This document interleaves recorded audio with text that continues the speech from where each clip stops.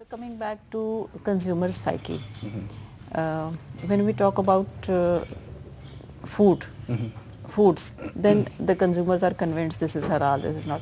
But when we talk about other products, especially toiletries and perfumes, and Yes. so how and for how long you will be creating awareness and you will be telling people that this is halal and this is not, because I think that would be more difficult. For a food product, it's easier. Yes, yeah. But for other products, I think it must be very difficult. So, what are your points when you try to convince the consumers that you should go for halal product? I think just to take a step back, I think the main purpose is not so much to indoctrinate and tell people you must eat halal and this is halal, you must eat this and not that. Okay. So I think that's not really where we're coming from. I mean, what we're trying to achieve at the end of the day is actually to enable consumer choice.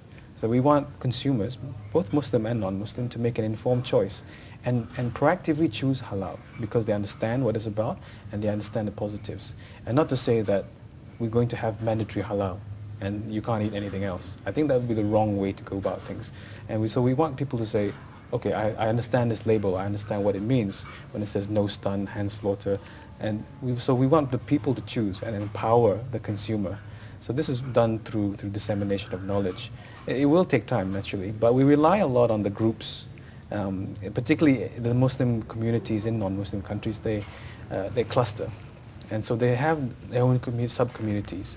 And by tackling the heads of the communities, who actually are also involved with halal certification, then I think the message is spread much more quickly. How has been the response in Pakistan so far? Well, judging by today's event, is a fantastic response. I was just saying that if some places can only hope to get a crowd like today for their actual event, for the actual conference. So I think given that this is just a launch event and we're getting this kind of response from media as well as from the interested stakeholders, the industry in particular, then I anticipate there will be, inshallah, a very successful event in February. And what about the government ministries like industries, investment, commerce? Are they cooperating? Definitely. I mean, I've exchanged cards with members from the BOI, Ministry of Agriculture. So I think it's very good that they're all here to listen. And I think the interaction is very important. That the government must be involved, and I think that's crucial. That the government must play a supporting role. Yes, the industry.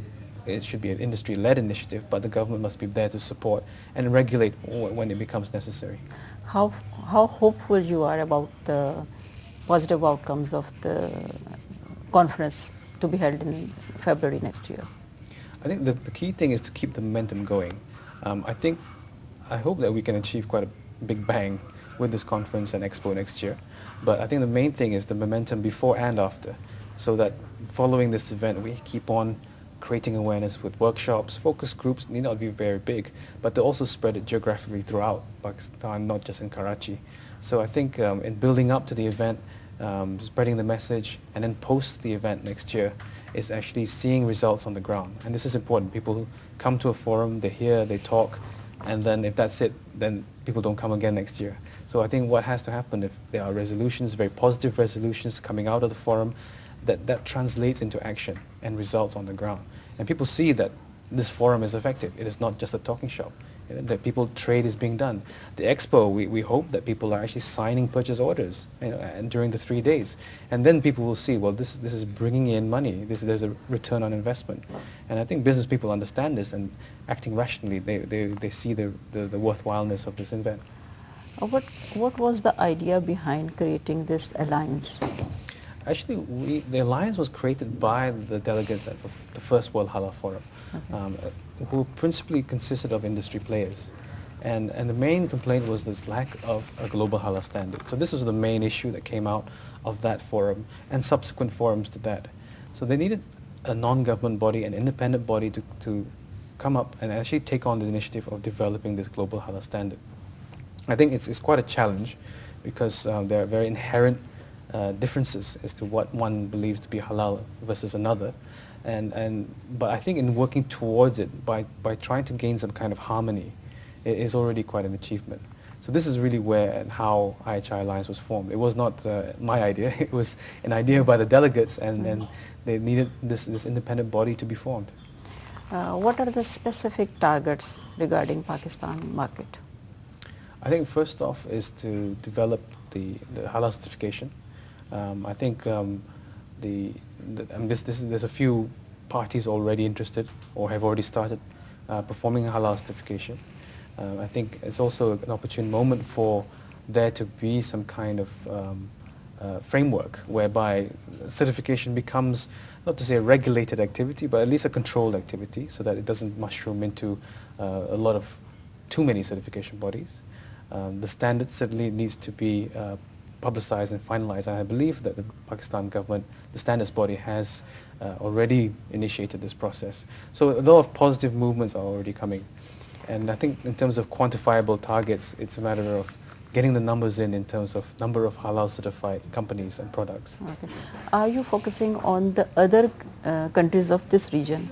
We definitely see Pakistan as, say, a hub for the region. And we're looking at the Central Asian republics, the former Soviet republics, Afghanistan, Iran, even in India. So, I mean, we can see perhaps Karachi could be positioned as a gateway, as a halal gateway to the South Central subcontinent. What suggestions and what advices you want to give through our channel and through this platform to the industrialists, to the exporters, to the Pakistani entrepreneurs? Well, okay, I don't want to interfere with the national sovereignty, but I think from what we've experienced is that if we treat halal as a value add, and to first of all establish the fundamentals in terms of what is the norm out there. If we take food, for example, what is the norm in terms of international benchmark? And the very first thing they talk about is food safety, HACCP, GMP. These are all standards that are already established. So we need that as a base first. And slowly now we're talking, the companies like Walmart, the biggest buyers, are saying CSR is a compulsory, you must have CSR.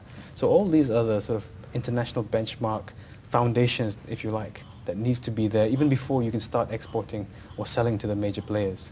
Halal is the value add that sits on top of all that. Not to belittle halal, but actually halal fits nicely and like a jigsaw with all these other values. So I think, don't think of halal only as Sharia compliance, that's it. It's just a matter of slaughter and that's it.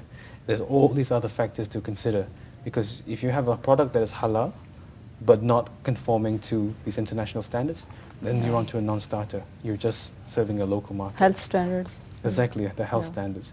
So I think we need to incorporate all these other international benchmark standards into the product standard. To compete the global market. That's right, yes.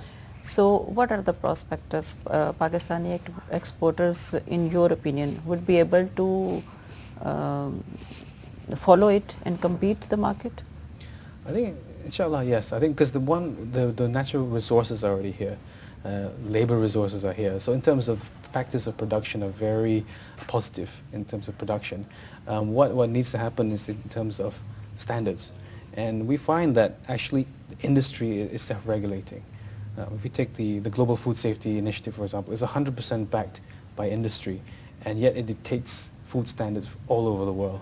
So without necessarily the government getting involved, there can potentially be an elevation of standards in food production in Pakistan. So I think what is important is the will.